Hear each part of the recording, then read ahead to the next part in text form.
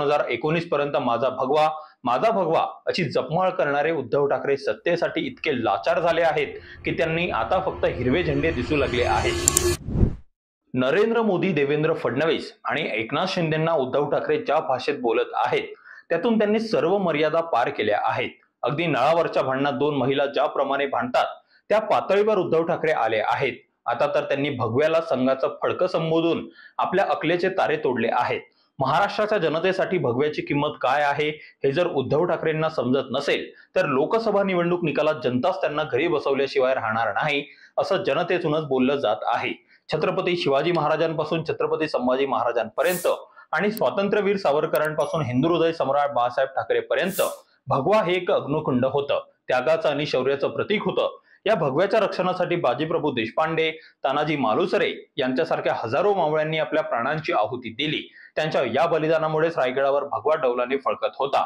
बाळासाहेबांनी 1967 साली शिवसेनेची स्थापना केल्यानंतर हाच भगवा मंत्रालयावर फडकवण्याचं स्वप्न पाहिलं होतं आणि 1995 ला ते प्रत्यक्षात उतरवलं होतं। आम्ही सूर्याचे भक्त आहोत। सूर्योदय ज्यावेळेला होतो त्यावेळेला आकाशामध्ये तो भगवा रंग फेकला जातो आणि ज्यावेळेला सूर्यास्त होतो त्यावेळेला आकाश भगव्या रंगाने नुसतं छान झालेलं असतं, झुंजू मुंजू आणखीन असतं। आमचे सगळे जे काही धार्मिक विधी आहेत, मग बाकी अगदी अंतीय ह्याच्यापर्यंत ते सगळे अग्नीच्या साक्षीने होतात। त्या अग्नीचा रंग भगवा असतो, म्हणून आमच्या हिंदू धर्मामध्ये भगवा रंग आलेला आहे। करोडो भारतीयांच्या लाडक्या श्रीरामाला बाबरी मशिदीमुळे 500 वर्षांपेक्षा अधिक काळ एका झोपडीत राहावं लागलं होतं। ती मशीद जमीनदोस्त करताना कारसेवकांच्या हाती भगवाच फडका होता। अशा या भगव्याला फडकं म्हणून उद्धव ठाकरेंनी शिवाजी महाराजांच्या मावळ्यांचा घोर अपमान केला आहे।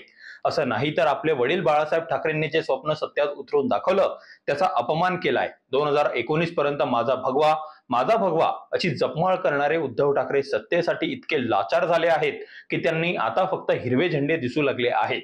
उद्धव ठाकरेंनी एक लक्षात ठेवलं पाहिजे, संघाच्या देशप्रेमाबद्दल आणि देशभक्तीबद्दल शंका संघाचे कट्टर दुश्मन सुद्धा घेणार नाहीत।